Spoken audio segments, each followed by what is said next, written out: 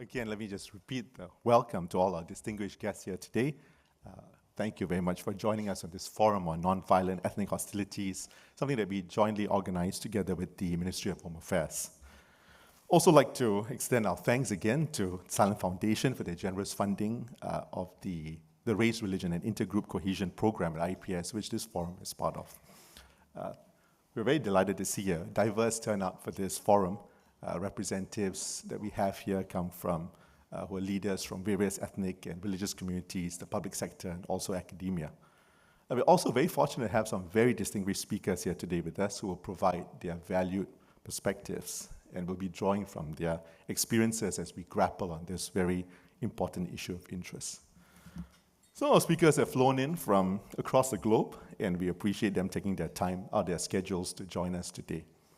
We look forward to hear some of these insights, especially since we know that instances and what happens abroad, regardless of their geographical distance, can often evoke strong emotions and exert a significant impact here in Singapore.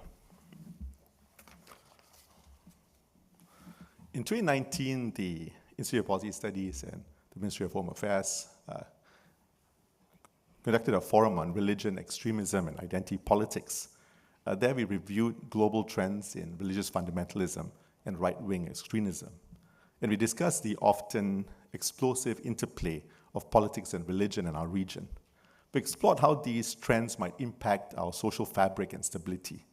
Our discussions aimed to provide both theoretical insights and practical strategies to secure and sustain our social peace and harmony.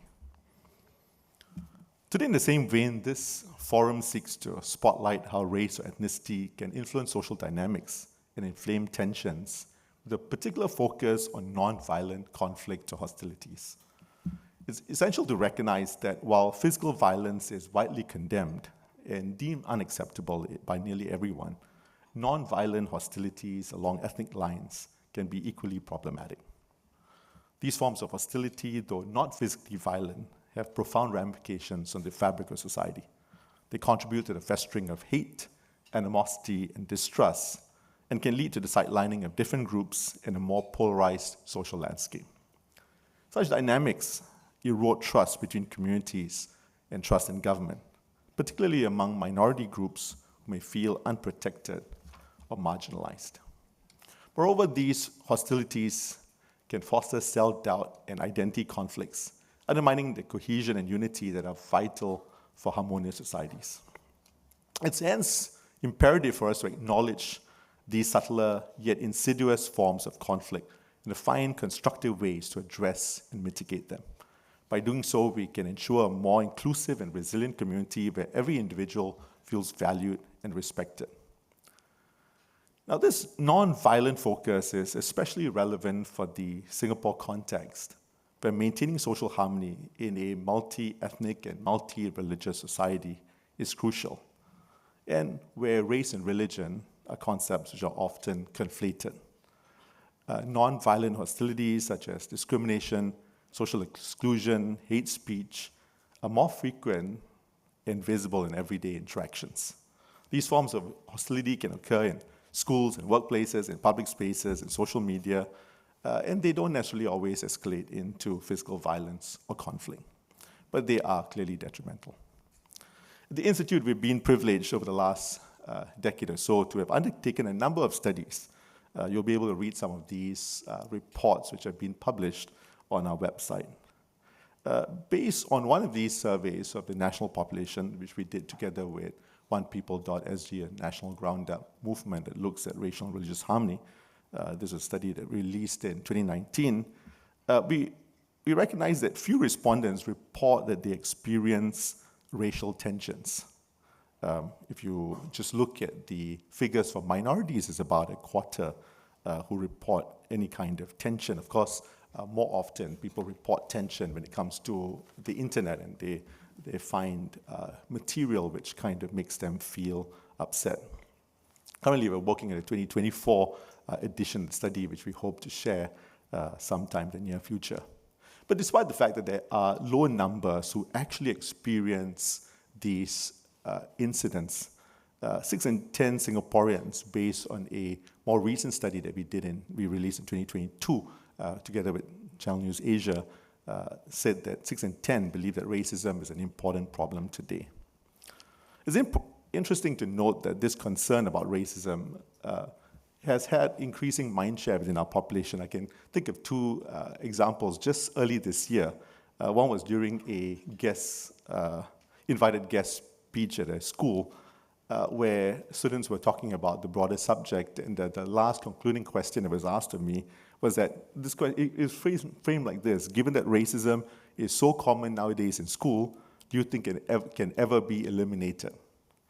Another visit, which I attended, this was a little different because I was going to my son's school, meet the parents session, and the class committee was asked to provide an overview of what they do in class, and they shared about the class rules, and one of the 5 class rules were no racism allowed. I remember sitting in that same school, same class, years ago, and no mention of that was ever made. And so it dawned on me that the reality of racism, the fact that we have language to speak about it, is a lot more prevalent among our young people today. But yet at the same time, people do experience it, despite the fact that we have increasing awareness. In fact, the everyday experience of microaggressions based on ethnicity can clearly contribute to a hostile environment, even if not overtly violent. These seemingly minor incidents can undermine trust and social cohesion, which are essential for our nation's unity and progress. Microaggressions are subtle. Discriminatory comments or behaviors directed at a person based on their membership in a marginalized group. These can be verbal, non-verbal. They can be slights, snubs, insults. In the context of ethnicity, microaggressions might include seemingly innocent questions or statements that really reflect underlying biases or stereotypes. Though each microaggression might seem minor on its own, the cumulative effect can be significant. These everyday slights contribute to an environment of exclusion and discomfort for those who are targeted. Studies on conflict escalation suggest that nonviolent hostilities often precede violent conflicts. If these issues are not addressed, they can escalate into violent clashes. Addressing subtler forms or non-violent forms of conflict is hence essential to preemptively safeguard the peace and unity that are foundations to Singapore's success. In our context, the Singapore government and society place a strong emphasis on the maintenance of social harmony and addressing grievances before they escalate. In this regard, non-violent ethnic hostilities are more likely to be observed and addressed through policies and community interventions, making them a focal point for keeping the peace. In fact, based on most of our studies, we noticed a great consensus among Singaporeans that it is important for both government and community interventions to be able to deal with making this place a safe place. Furthermore, non-violent hostilities are also effectively early warning signals that can be addressed through dialogue, policy changes, and community initiatives which are more manageable than attempting to end outright violence. This preventive approach is essential in multi-ethnic societies like Singapore. Against this backdrop, this forum seeks to spotlight the dimensions of or the factors impacting non-violent ethnic hostilities with our first panel. Similar to our previous forums, we will also explore, in addition to talking about the precursors to these hostilities, we also want to delve into the effective strategies that are present to address mitigating such hostilities. This will be done in our second panel, which also incorporates practitioner perspectives. Now, if you recall, we had a promotional video on the Race, Religion, and Intergroup Cohesion program, which was screened at the start of the forum.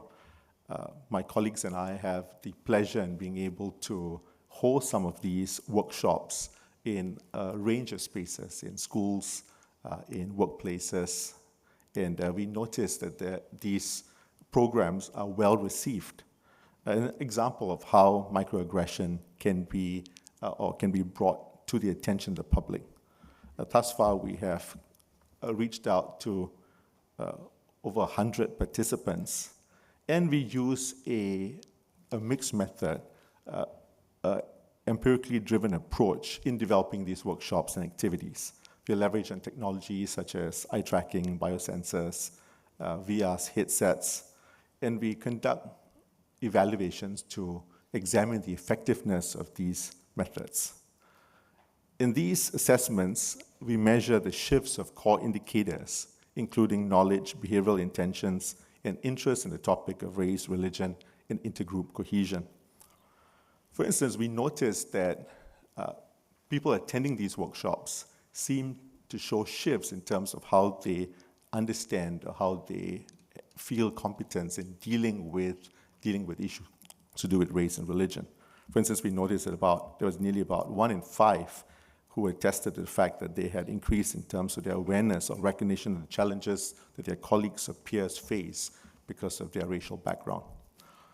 About a quarter of participants in our program talked about increased confidence with engaging others in these RIC-related issues. I'm sure that the second panel will do much to shed light on such solutions and the various other mechanisms that can mitigate the ills of nonviolent ethnic hostilities. In particular, the second panel will assess the effectiveness of government-led policy approaches in addressing nonviolent ethnic hostilities by examining historical approaches, legislative frameworks, and multicultural policies.